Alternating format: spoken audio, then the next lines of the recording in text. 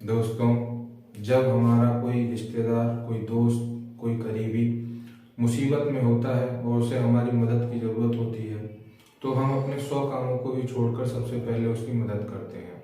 चाहे वो आर्थिक मदद हो या शारीरिक मदद, हर तरह से हम उसके साथ रहते हैं। दोस्तों, आज की हमारी कहानी में भी कुछ ऐसा ही हुआ। एक इंसान ने दूसरे इंसान की मदद तो की, लेकिन उसे इस मदद के बदले में एक ऐसा धोखा मिला जिसे सुनकर आप हैरान रह जाएंगे। दोस्तों नमस्कार, मैं देव शर्मा आज फिर हाजिर हूँ आपके लिए एक सच्ची घटना के साथ। आज की हमारी ये सच्ची घटना कर्नाटक प्रदेश से है। कर्नाटक प्रदेश में एक जिला लगता है उडुपी, और इसी उडुपी जिले में एक थाना क्षेत्र लगता है कुक्केहल्ली, और इसी थाना क्षेत्र का रहने वाला एक व्यक्ति, इसका नाम है कृतिक सालियान और इसकी उम्र है 22 साल। और ये एक लड़की से बेहद प्यार करता है और वह लगातार उसे अपने प्यार का इजहार करता रहता है, लेकिन ये जो लड़की है वह इससे प्यार नहीं करती और वह लगातार इसके प्यार के इजहार को ठुकराने लगती है। इसके बाद फिर वह अपने जिंदगी से परेशान हो जाता है और वह इसी कुक्केहल्ली थाना क्षेत्र के एक जंगल में जाकर एक पेड़ से लटक कर आत्महत्या कर लेता है। और ये जो इसने आत्महत्या की थी, इसका सुसाइड नोट उसी के पास मिलता है।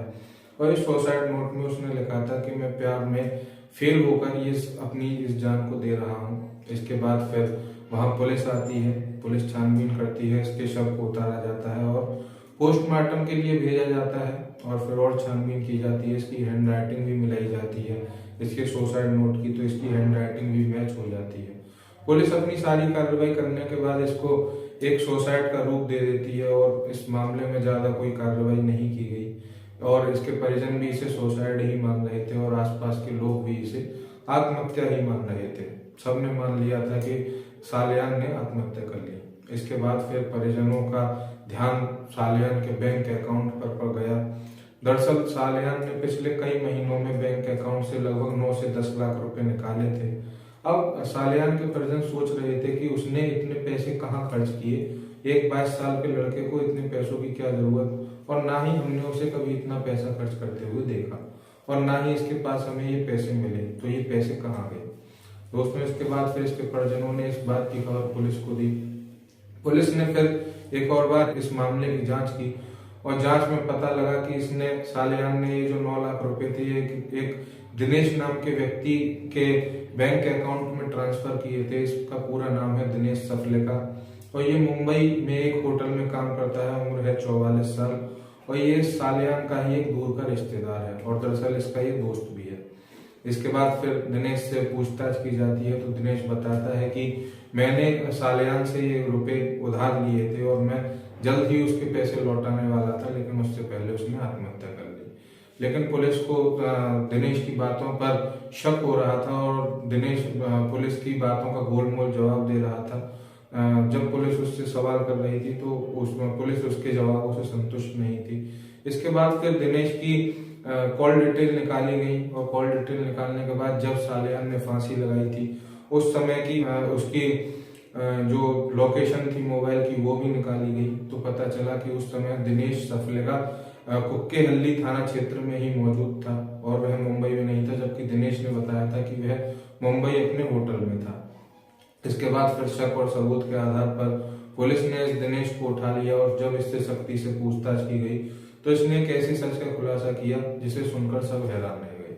दोस्तों इसने बताया कि मैंने सालियान से 9 लाख रुपए का कर्जा लिया था, लेकिन मैं उसे चुकाने में असफल था और सालियान लगातार मुझ पर दबाव बना रहा था कि मुझे मेरे पैसे चाहिए, लेकिन मैं उन्हें चुका नहीं पा रहा था।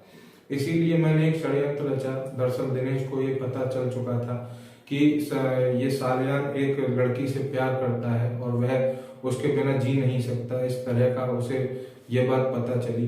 इसके बाद फिर दिनेश ने ये प्लान बनाया कि इसे किस तरह से मारा जाए। फिर दिनेश सालियान के पास पहुंचा और उससे बोला कि मैं जानता हूं कि तुम एक लड़की से बेहद प्यार करते हो और उसके लिए कुछ भी कर सकते हो, और मेरे पास एक ऐसा उपाय है जो अगर तुम इस उपाय को करोगे तो वह तुरंत तुम्हारे प्यार में डूब जाएगी और तुम्हें आकर गले लगा लेगी। दोस्तों जब उसने सालियान से ये बात कही तो सालियान खुशी से फूला नहीं समा रहा था। उसने पूछा कि जल्दी मुझे बताओ, क्योंकि वो उस लड़की से बेहद प्यार करता था। फिर दिनेश ने सालियान से कहा कि तुम्हें एक वीडियो बनानी होगी, एक नकली सुसाइड वीडियो, और फिर हम उस वीडियो उस लड़की को भेजेंगे और एक सुसाइड नोट भी लिखना होगा और वो सुसाइड नोट भी उस वीडियो के साथ भेजेंगे। इसके बाद वह लड़की डर जाएगी और तुम्हारे प्यार के लिए राजी हो जाएगी। सालिया ने इसका दिनेश का जो उपाय था वह अच्छा लगा और वह इसके लिए राजी हो गया। फिर एक दिन वह कुक्केहल्ली के ही एक जंगल में पहुंचे और जंगल में जाने के बाद ये नकली वीडियो बनाने की तैयारी करने लगे। दिनेश ने एक फंदा पेड़ से लगाया, फांसी का फंदा, और नीचे एक पत्थर भी रखा जिससे कि सालियान को ऐसा लगे कि ये एक वाकई में ही नकली आत्महत्या का ड्रामा चल रहा है और एक नकली आत्महत्या की वीडियो बन रही है। दिनेश ने सालियान से एक आत्महत्या का नोट भी लिखवाया जिससे कि उसकी ही हैंडराइटिंग उस नोट पर थी।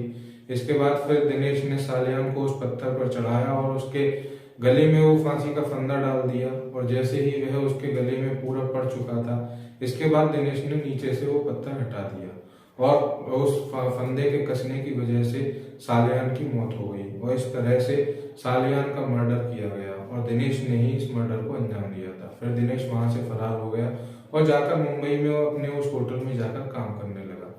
दोस्तों, इस तरह से सालियान ने अपने ही एक दोस्त की रिश्तेदार की मदद की और उसने पैसे न चुकाने के लिए इतना बड़ा धोखा सालियान के साथ किया और उसे मौत के घाट उतार दिया। दोस्तों, अब इस दिनेश को गिरफ्तार कर लिया गया है और इसे जल्द ही जेल भेजा जाएगा और अब ये पूरी जिंदगी सलाखों के पीछे रहेगा। दोस्तों, इस तरह से एक व्यक्ति ने किसी की मदद की और उसे धोखा मिला। दोस्तों, आज के लिए बस इतना ही। आगे मिलता हूँ आने वाली सच्ची घटना के साथ। अगर आपको हमारी सच्ची घटना पसंद आई हो तो लाइक करें, शेयर करें, हमारे चैनल को भी सब्सक्राइब करें और बेल आइकन भी दबाएं ताकि आने वाली सारी सच्ची घटनाओं का नोटिफिकेशन आपको मिलता रहे। और आपसे गुजारिश, कृपया सतर्क रहें, सुरक्षित रहें, जागरूक रहें। धन्यवाद। जय हिंद, जय भारत।